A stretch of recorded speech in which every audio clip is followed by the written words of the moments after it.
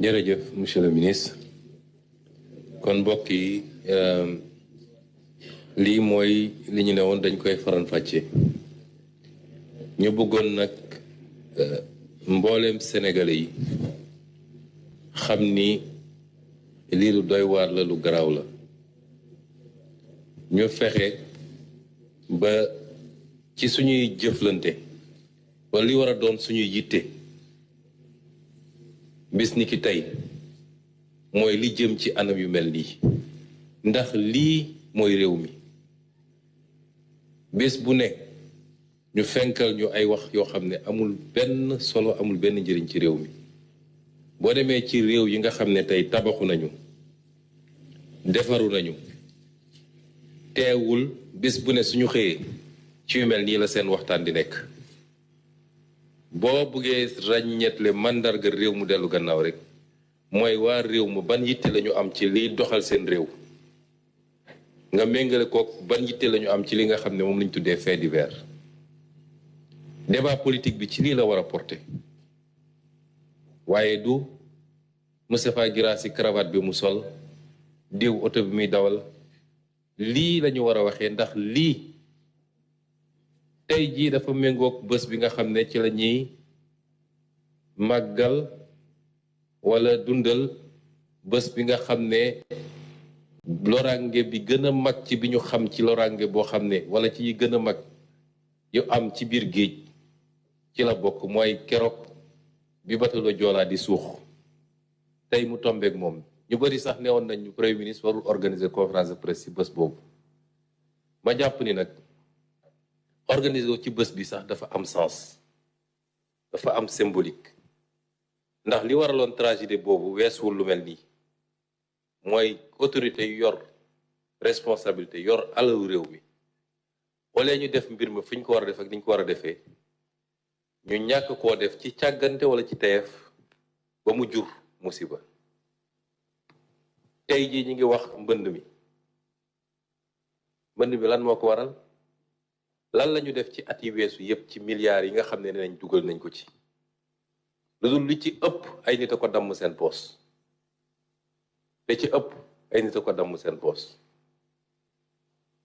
ñu ngi wax mbirum xale yi jël gaal gi la ko waral est-ce que xam ngeen ni li gën a métti ci lii mooy mbir mi dafa am ñaari pàcc dafa am jël lu ëpp nëbb ko askan wi muy lu garaaw a garaaw te ministre de la justice na ci wax léegi jël lu ëpp ñu ne la loo jël rek war nga koo bind loo génne rek war nga koo bind nga jël téeméer bind ni juróom fukk laa jël loolu war nga askan wi war nga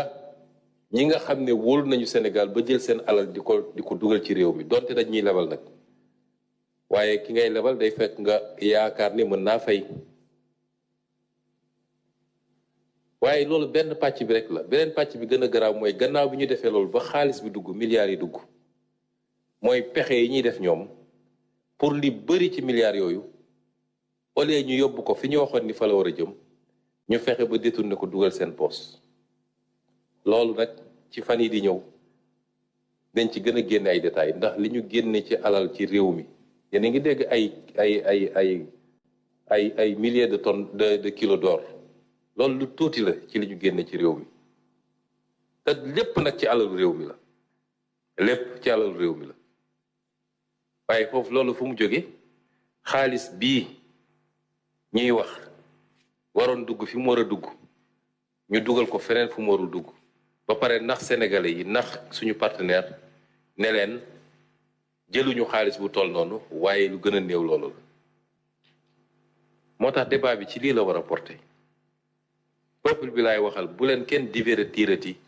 ci wax bu amul solo lii moo tax Sénégal nekk ci niveau bi mu nekk lii mooy suñu défi ñun moo taxoon mu jaadu balaa ñuy dem fii ak fukki fan incha allah ndax dégg naa gars yi dañu amuñu programme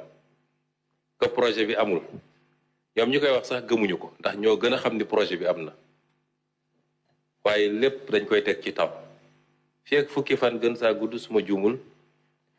danañ ñëw andil leen maintenant projet bi nga xam ne moom la ñu présenté woon ci programme mu président Bassirou Diomaye Faye ñu andil leen naka lañ koy farañ fàccee pàcc par pàcc ak naka lañ koy doxalee mais mënuñu woon dem ci loola te defuñu lii ñuy def nii muy lu am solo moo tax ñi nga xam ne nag ñooy ndeyu mbill gi ndax temps yële génne nañu livre blanc defe naa ñun suñu génnee livre noir très noir lay doon waaye ñi nga xam ne ñooy ndeyu mbill gi ñoom nañu génn tontu bu dee li ñu wax amut ndax lii def nañ ko ba mu pare